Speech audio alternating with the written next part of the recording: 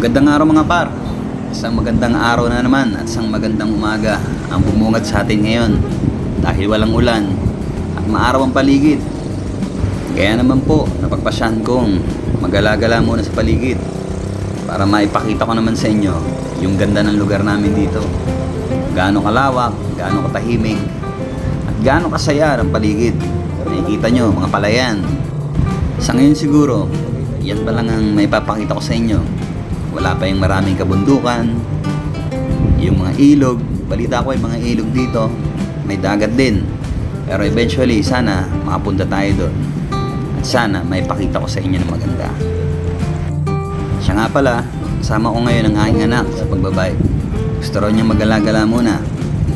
Kahit na mahirap magpedal, mahirap magpadyak dahil nga rough road, minsan ang dinadaanan namin. Sinama ko na. Dahil masarap daw umangkas sa bike.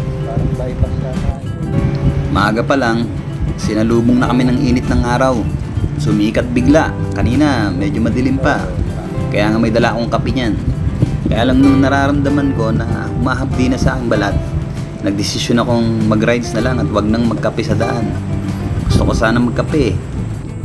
Sa totoo lang, hindi ko pa alam kung anong place tong tinatakbo namin. Dahil wala naman talagang destinasyon ang takbo namin ngayon. Ang gusto lang namin ay mag-rides ng mag-rides hanggang sa mapagod, magpahinga, maupo sa isang lilim at makapagmuni-muni. Kasi ang ganda ng paligid eh. Nakakapanghinayang naman kung hindi natin iikutin, di ba? At kaya tayo iikot na. Tatakot tapusan.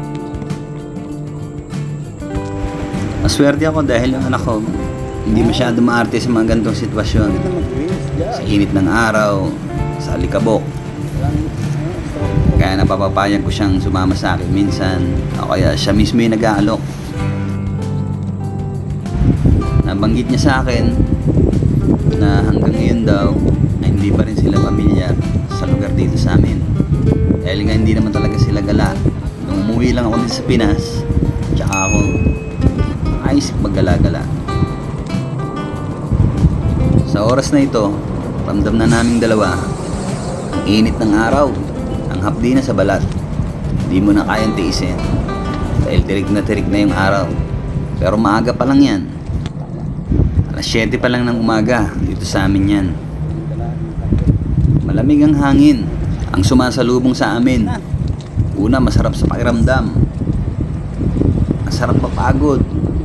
Sarap pumadyak dahil nga ang sasalubong sa iyo napakasarap na hangin, amoy paligid, amoy damo, amoy puno, parang kalikasan talaga.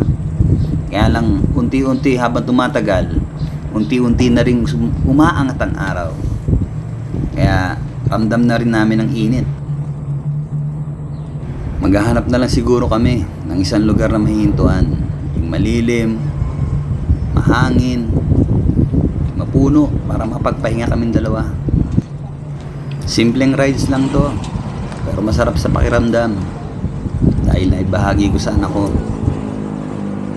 yung pakiramdam ng nagra-rides. Limitado man kami sa oras, pero sulit pa rin. At kung nagustuhan nyo po ang mga ganitong content, sana po pakisuportahan ang aming channel. Maraming salamat po.